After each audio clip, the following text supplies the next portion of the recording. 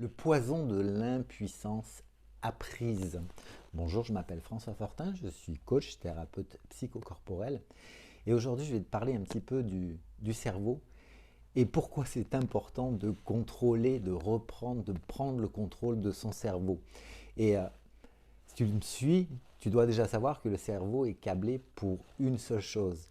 Il est câblé pour fuir, pour se battre et il n'y a aucune rationalité dans tout ça, et ce qui est complètement en lien avec nos trois cerveaux, et je vais te décrire les trois parties de notre cerveau, et en premier lieu donc ce cerveau reptilien qui n'a aucune pardon, rationalité parce qu'il est vraiment là pour nous protéger. Il est responsable de nos pulsions élémentaires, par exemple la lutte, la fuite, la sensation de faim, et ce qui nous intéresse aussi beaucoup, ce sont les peurs. Donc, ça, c'était le cerveau reptilien. C'est vraiment quelque chose qui fonctionne en mode automatique. Le deuxième cerveau, c'est le cerveau limbique. Le cerveau limbique, il va traiter les émotions, il va traiter les sentiments. Et pour le cerveau limbique, tout est soit désagréable, soit agréable. Et la survie dépend de l'évitement de la douleur et de la répétition du plaisir. C'est le premier siège de l'émotion.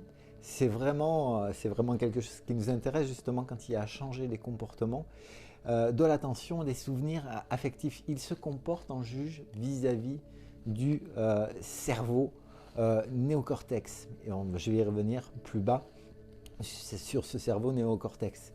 Et il s'exprime, ce cerveau limbique, uniquement sous la forme d'émotions. Et donc ce néocortex, qui est composé d'un hémisphère gauche et d'un hémisphère droit, ça c'est une partie commune à d'autres mammifères comme les chimpanzés, comme les gorilles, bien que normalement, je dis normalement, le cerveau humain est un tout petit peu plus sophistiqué. Et là, le néocortex, c'est lui qui est chargé du traitement de la pensée abstraite, il est chargé du langage, des symboles, de la logique, du temps. Et donc dans l'hémisphère gauche va être plus spatial, plus artistique, alors que l'hémisphère droit, c'est plus le rationnel et le verbal. Et bien entendu, souvent quand, par exemple, il y a eu des relations toxiques, il y a eu des violences, il y a eu des abus, il va y avoir une partie du cerveau qui est l'amygdale, et on va enclencher des mécanismes de survie du cerveau reptilien. Et ce qui va se passer, c'est qu'il va y avoir une habituation à tout ça.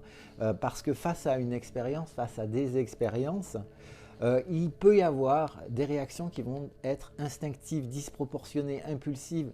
Et tout ça, ça va engendrer des réseaux de neurones dans le cerveau qui vont te rendre dépendant à ça, te rendre dépendant aux émotions. Et c'est là où tout un processus, toute une programmation automatique de ces trois cerveaux va faire que tu vas reproduire des scénarios de vie toxiques, que tu vas rencontrer toujours le même type de partenaire, et tu vas reproduire toujours les mêmes erreurs, tu vas entretenir tes peurs, et même si consciemment tu te rends bien compte que tu ne vas pas bien, eh bien, tu n'arrives pas encore à trouver les solutions pour te sentir mieux. Et on peut choisir, on peut décider de reprendre le contrôle de sa vie, on peut décider de reprendre le contrôle de notre mindset, de notre cerveau. On peut choisir de ne pas rester otage de nos réactions émotionnelles, qui peuvent être disproportionnées, de nos réactions émotionnelles qui vont être vraiment instinctives, automatiques. Et nous pouvons vraiment apprendre à gérer nos émotions et à maîtriser leur libération, parce que les émotions ne sont pas biodégradables, et il est vraiment important de ne pas garder à l'intérieur tout ce qui a été vécu comme expérience pas agréable, parce que ça va aussi engendrer ce rejet de la souffrance c'est-à-dire qu'on va avoir peur d'aller vers la souffrance, et en ayant peur d'aller vers la souffrance, les mécanismes qui seront construits vont faire que très fortement, très probablement, on va y revenir.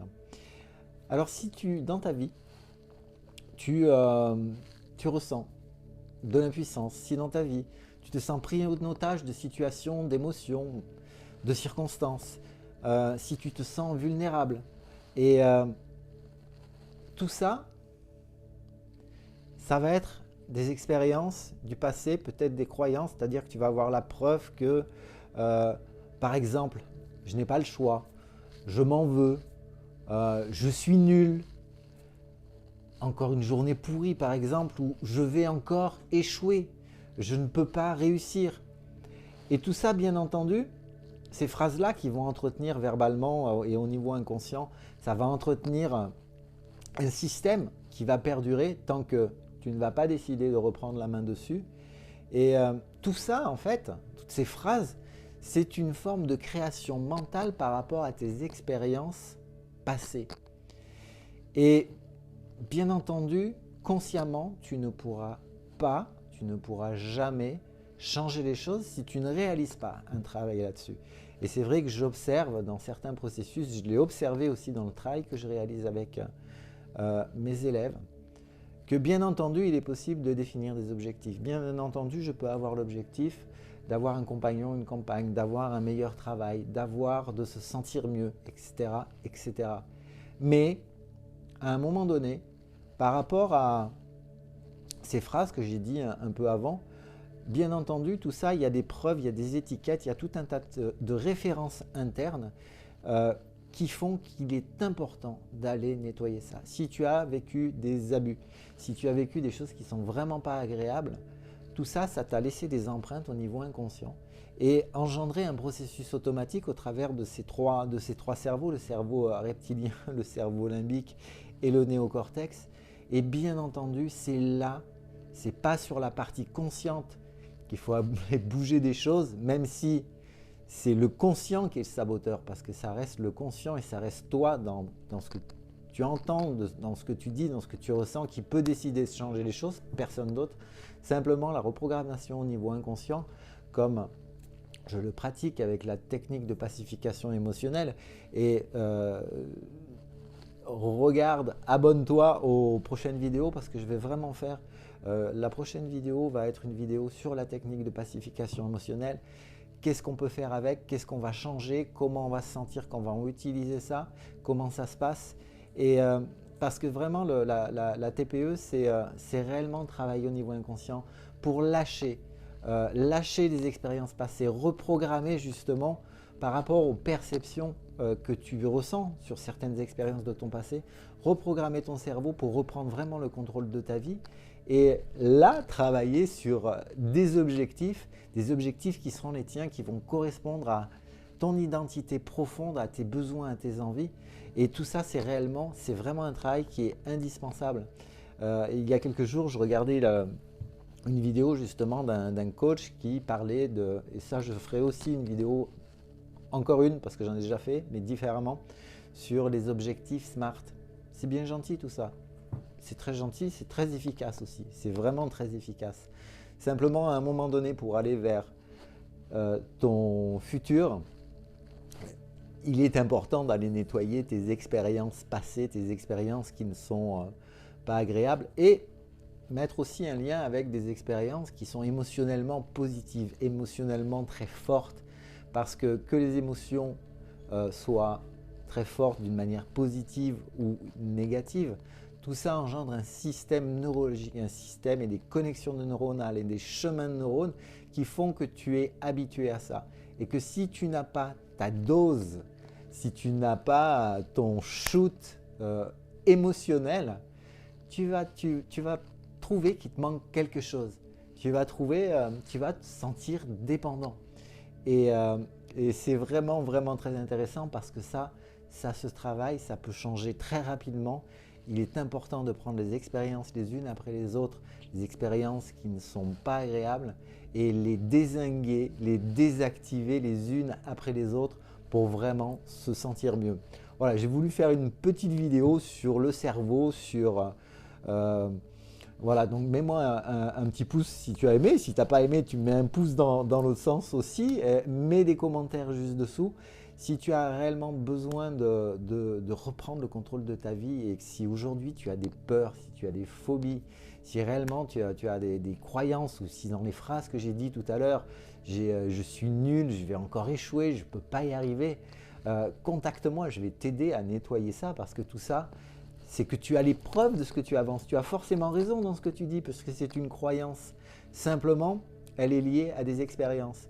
Donc tant que tu ne vas pas aller nettoyer les expériences qui ont créé ta croyance que tu vas encore échouer, ta croyance que tu es nul, ta croyance que tu ne peux pas avoir une relation épanouie, ta croyance que tu ne peux pas avoir une vie sexuelle épanouie, ta croyance que tu ne peux pas gagner plus d'argent dans ta vie, enfin peu importe parce que chaque carte du monde est différente, mais tant que tu n'auras pas nettoyé certaines choses au niveau inconscient, ça va continuer de la même manière et les scénarios en boucle vont se reproduire encore et encore. Je te souhaite une très très belle journée, je t'envoie plein de courage, plein d'énergie et je te dis à très vite dans une prochaine vidéo où je vais réellement te parler un peu plus, beaucoup plus en profondeur de ce qu'est la technique de pacification émotionnelle. Même si tu suis les vidéos, j'en ai déjà parlé, je vais encore y revenir parce que je me rends compte jour après jour je ne vais pas dire de la magie de cette technique, mais réellement de sa puissance, de son efficacité sur des situations, des expériences passées qui sont traumatisantes, qui sont des abus et qui verrouillent, qui bloquent un processus de changement. Voilà. Ciao, ciao!